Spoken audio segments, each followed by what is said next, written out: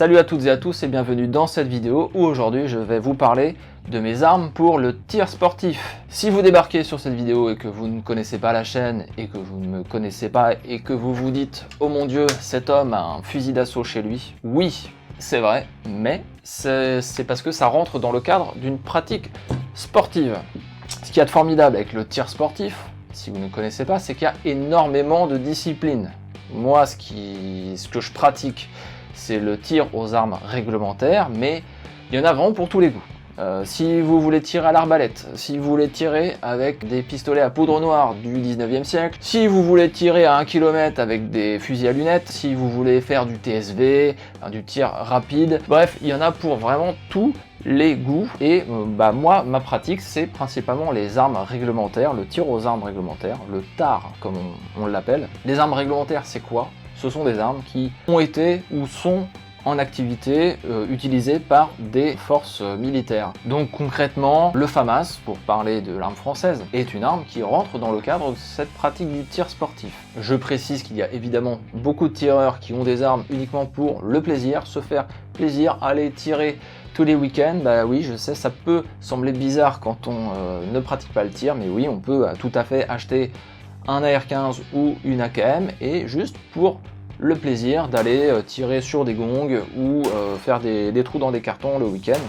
Mais moi, je vais vous présenter uniquement mes armes pour le tir sportif, parce que j'ai des armes aussi pour la collection. Donc, le tir aux armes réglementaires, il y a plusieurs disciplines dedans qui sont réparties voilà, selon des catégories d'armes, puisque évidemment, on ne va pas tirer. Il y a une épreuve qui concerne les fusils semi-auto, et il y a évidemment d'autres épreuves qui concernent les armes de poing. Je précise qu'évidemment, toutes les armes ont été contrôlées avant de tourner la vidéo. Donc, vous offusquez pas si vous ne voyez pas de drapeau de sécurité partout et que les armes sont fermées. Alors, il y a donc plusieurs disciplines qui sont réparties en chapitres. Le chapitre sur les armes réglementaires, c'est le numéro 8, et on a des codes comme ça, 810, 823, 832, etc.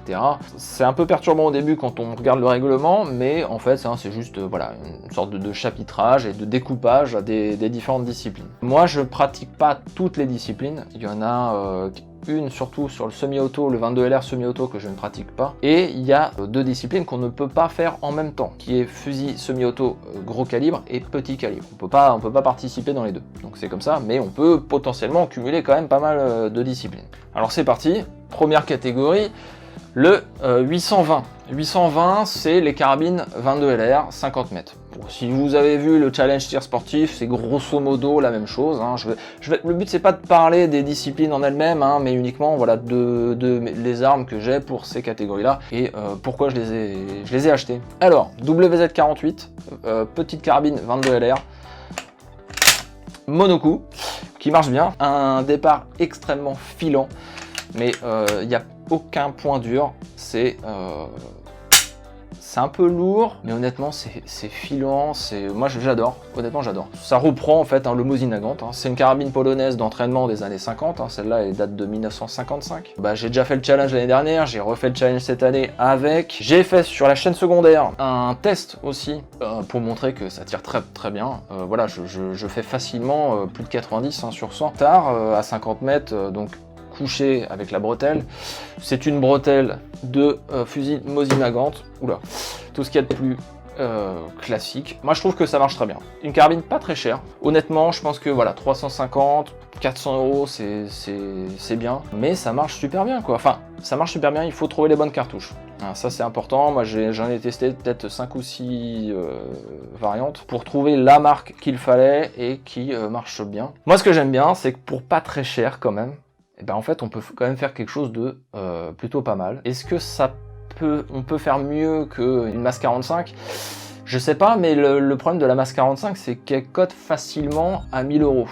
Alors, entre une carabine qui vaut, allez, on va dire 400 euros et une autre qui vaut 1000 euros, et honnêtement, je fais 90 sur 100 assez facilement, parce que je m'entraîne pas beaucoup non plus. Est-ce que ça vaudrait le coup que j'investisse autant? Je suis pas sûr. Je la garde pour l'instant.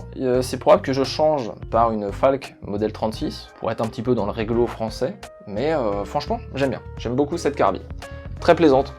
très très plaisante. Et elle fait le poids hein, du 91-30, hein, donc elle est un peu lourde, mais ouais, elle est vraiment sympathique. Allez, on va passer au moderne maintenant, avec le CZ P09, que j'utilise pour le 830 et 831. Donc une discipline de tir de précision et de tir de vitesse. Il y a du tir sur gong aussi. Alors, pourquoi j'ai acheté un truc en plastique?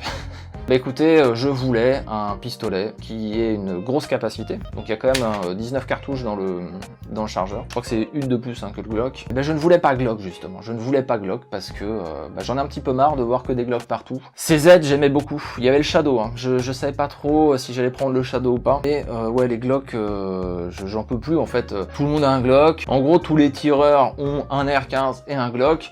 Bon, c'est pas très original. J'avais envie de changer un petit peu. J'aime déjà bien la marque CZ et je trouve que ce CZ75 est pas mal. Il est peut-être un poil plus cher qu'un Glock. C'est sûr que du Glock de génération 4, il y en a plein en vente d'occasion. Ça vaut peut-être 350-400 € un Glock de génération 4. Là c'est sûr que j'ai mis un peu plus cher. Bon, je l'ai acheté neuf, c'est la première fois que j'achète une arme neuve, archi neuve, mais je suis assez content. Il a une détente assez molle, hein. Ouais, c'est très très mou. Il n'y a pas vraiment de point dur, ça a tendance à se durcir à la fin. Et le coup part. Des gros organes de visée, bien carrés, etc.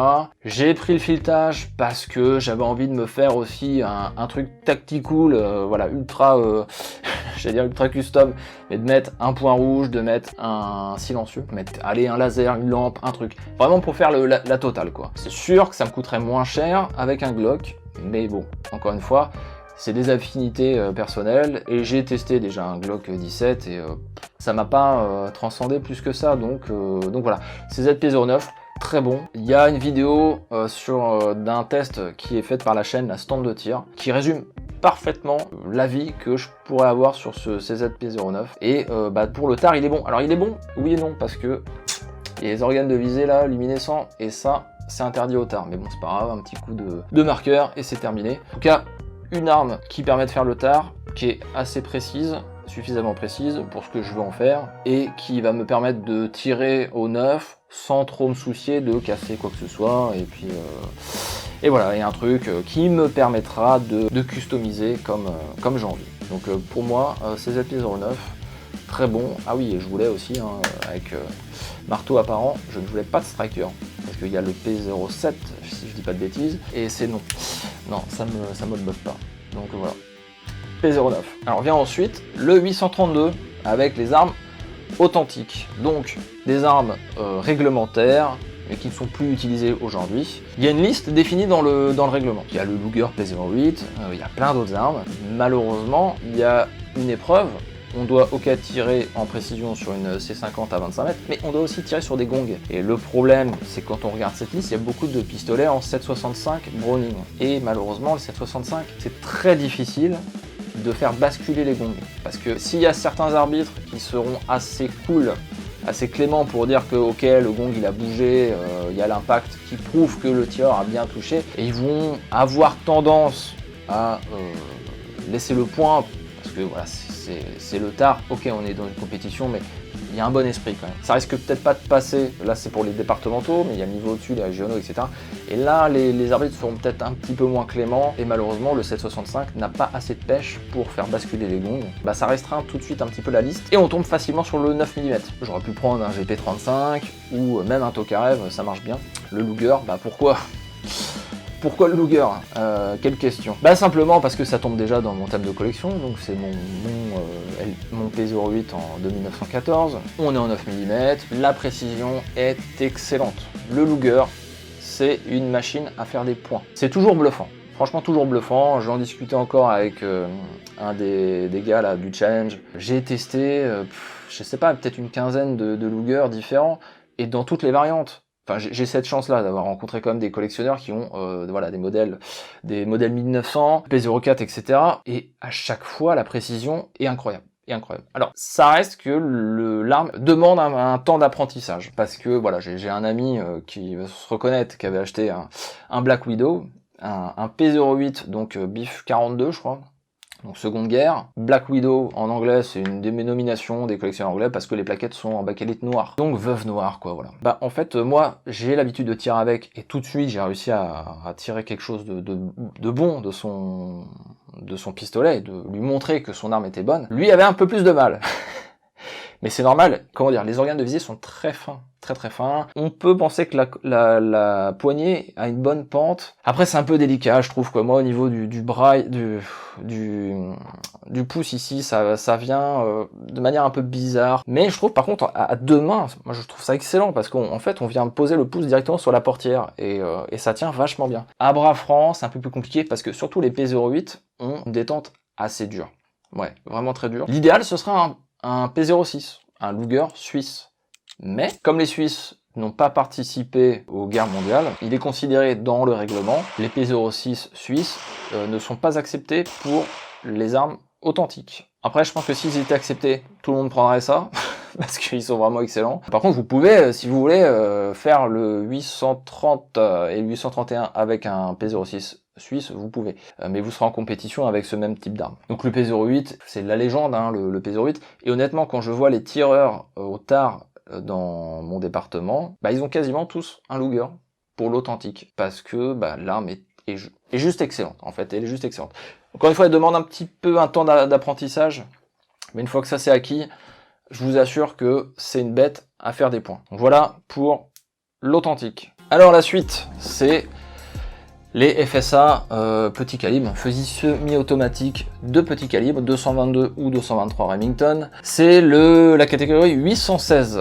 Donc, pourquoi j'ai acheté un SIG, un SG 550, qui est pour le coup un semi-auto natif, puisque malheureusement, on ne peut plus avoir d'ex-full. Donc c'est un PE 90, un PE 90. C'est une version voilà d'origine native. Hein. Il n'y a pas de, si on regarde le sélecteur, c'est pas bien compliqué.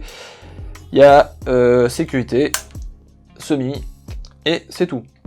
C'est pas du tout bridé. Mais c'est une copie conforme au SIG 550 hein, de l'armée suisse. Pourquoi j'ai acheté ça et pas un AR-15 ? L'AR-15, j'ai tiré avec, mais j'ai pas le feeling quoi avec l'arme. Moi, il me faut absolument que j'ai un feeling. Ok, l'AR-15, il est très bon. Le choix rationnel, je pense, pour le tard, pour cette discipline, ce serait l'AR-15. Mais j'aime bien me différencier. J'aime bien voilà, me faire plaisir, avoir le feeling.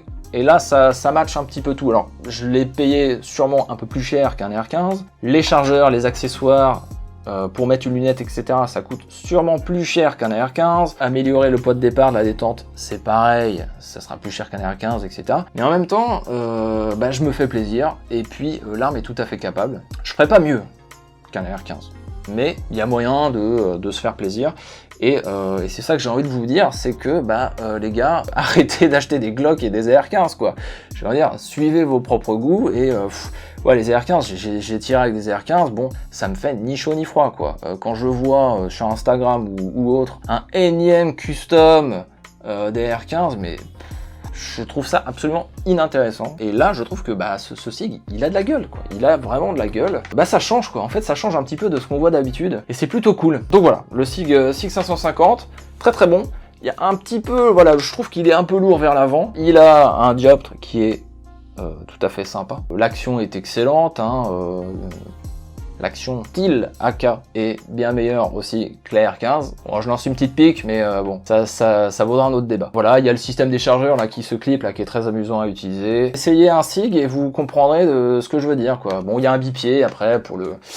Ça, c'est plus pour le tirer à la cool au stand. Donc ça, voilà, pour le 816. Il y a la crosse, oui, Karabata, mais bon, c'est un peu dur. Et c'est pareil, ça donne quand même un look assez sympa, quoi. Voilà, donc, alors, il y a la version on tire avec juste les organes de visée classiques, c'est le 816, et il y a la version modifiée. La version modifiée, c'est l'épreuve de tir aux armes modifiées. C'est en gros, vous prenez l'arme classique, et ce sont les armes à lunettes ou dioptre. C'est-à-dire que vous pouvez avoir, par exemple, un Lee Enfield, avec un dioptre, qui pourra jouer dans la catégorie modifiée, et vous pouvez avoir du coup les AR-15 avec des lunettes Colt x4, et dans ce qui concerne le SIG, ça devient un peu compliqué parce qu'il faut une lunette, une Hensoldt. Le montage coûte assez cher parce qu'on les trouve quasiment plus. Je crois que c'est facile, 700 ou 800 euros le montage avec la lunette. Un peu compliqué à trouver. La petite parade pour que j'utilise aussi mon SIG. Je vais mettre le bipied, ça va être plus simple. Alors, j'ai deux choses. J'ai un rail. Donc ça, c'est un petit rail Picatinny, en fait, tout simplement. Celui-là, je l'ai acheté en Suisse. Il m'a coûté assez cher. Donc, il vient se mettre ici, en fait, sur le logo du suisse. Et il vient se visser... je vais mettre ça comme ça, plutôt.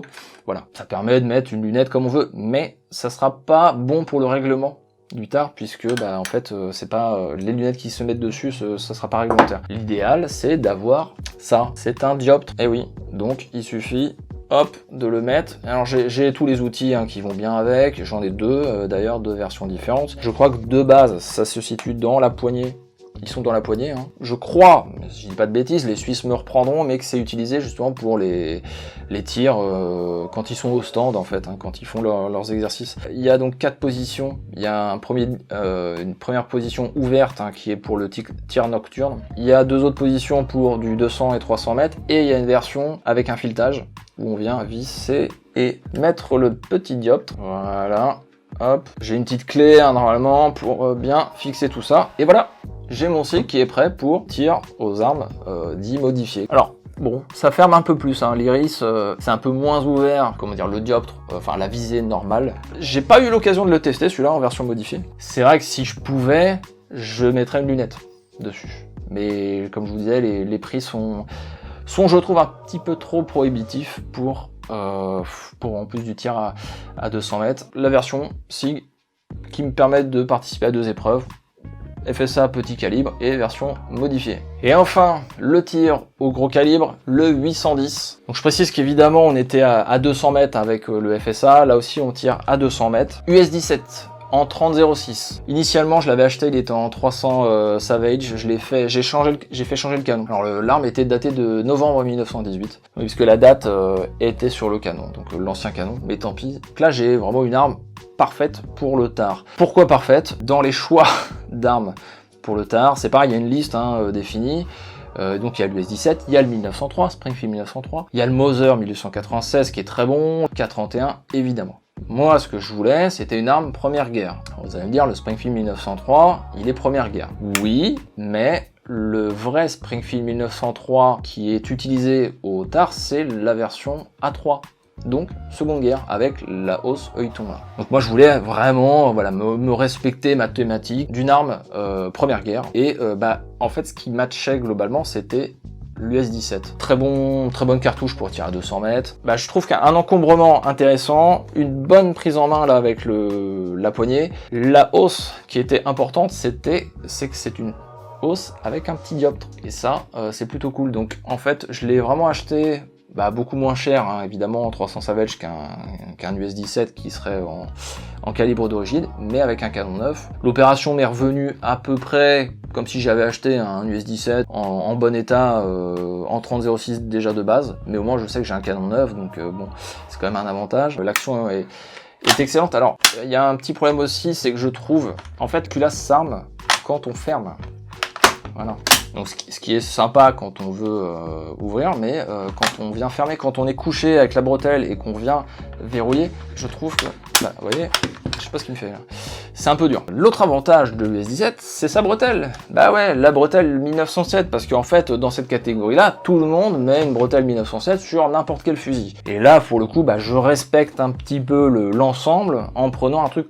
J'ai quelque chose de cohérent, la bretelle 1907 elle va bien sur l'US 17. C'est pas pour critiquer, mais c'est juste qu'effectivement elle est vraiment très bien. Elle offre un super maintien. J'ai fait une vidéo quand je présente comment la monter, mais tout le monde la met partout. Ce qui n'a plus trop de cohérence en fait sur les modèles d'armes, mais je peux pas blâmer, voilà, c'est le but, on est dans la compétition un peu quand même si c'est le tard, il y a un bon esprit, mais je vois bien, il y a d'excellents tireurs, et effectivement ils vont optimiser au maximum leurs armes. Bon, je leur en veux pas. Personnellement, je me bats pas forcément pour être sur le podium, mais plutôt pour essayer de faire mieux que ce que j'ai fait moi l'année précédente. Si je fais un podium, évidemment, je serai très content, mais mon objectif, c'est principalement de moi m'améliorer. Après, effectivement, on va quand même se jauger un petit peu par rapport aux autres. C'est vrai, quand on voit certains qui sont tout en veste, cache-œil, les super armes, etc., on va avoir du mal à rivaliser, mais tant pis. Moi, je vais au tard un petit peu pour m'amuser. Bon, il y a l'esprit un peu de compétition, on est quand même dans un cadre réglementé, ça met un peu plus la pression aussi, c'est intéressant. Donc voilà, US-17, arme réglementaire des États-Unis durant la Première Guerre mondiale. Très bonne arme, qui sera délaissée malheureusement après la première. Ils reviendront au Springfield 903, puisque c'est pareil, j'ai fait une vidéo qui n'a pas été beaucoup regardée sur le US-17 et le P-14. Pourquoi cette arme a été laissée après-guerre par les Américains. Bref, donc voilà pour mes armes de tir sportif. En tout cas, pour cette année, probable que ça change un petit peu d'ici quelques temps. Le SIG, non. La WZ-48, peut-être, ouais, je vous le disais, la Falk modèle 36, j'en ai une, mais il faut que je prenne le temps d'aller tirer avec, tout simplement. Le Luger, alors le Luger, est-ce que je vais changer? C'est une bonne question, je pense pas, parce que je suis tellement habitué, mais ce qui me dérange, c'est le poids de départ de la détente, là, il faut absolument que je le diminue. Il est beaucoup trop lourd, 3 ou 4 kilos, c'est à bras franc, c'est très dur. Très très dur. L'US-17, c'est pareil, je me suis fait suer quand même à faire le rechargement, à changer le canon. C'est pas dit que je change. Le P09, je vais attendre de bien l'utiliser, de bien prendre le temps de tirer avec, etc. C'est pas, je sais même pas si j'ai mis 500 cartouches dedans à présent, parce que avec les vidéos, les séances de tournage, etc. En fait, ma pratique du tir, mon temps de pratique de tir classique a énormément diminué. Donc j'ai pas eu le temps de bien approfondir le sujet là-dessus. Je sais que c'est pareil, j'ai fait mes rechargements, etc., mais j'ai besoin d'un peu plus de temps. Ça va prendre un petit moment avant que je me décide à changer ou pas, ou en tout cas, le SIG, c'est sûr et certain que je vais le garder, parce que des PE90, il y en a plus beaucoup sur le marché, ou à des prix, des fois on comprend pas. Je l'ai eu à moins de 2000 € quand même, donc c'est-à-dire qu'il y en a en vente, à moins de 2000, voilà, il y a des armuriers qui connaissent les bons prix, donc ça existe, mais je vais le garder, parce que il y en a pas beaucoup. Donc voilà, pour un petit point sur mes armes de tir sportif.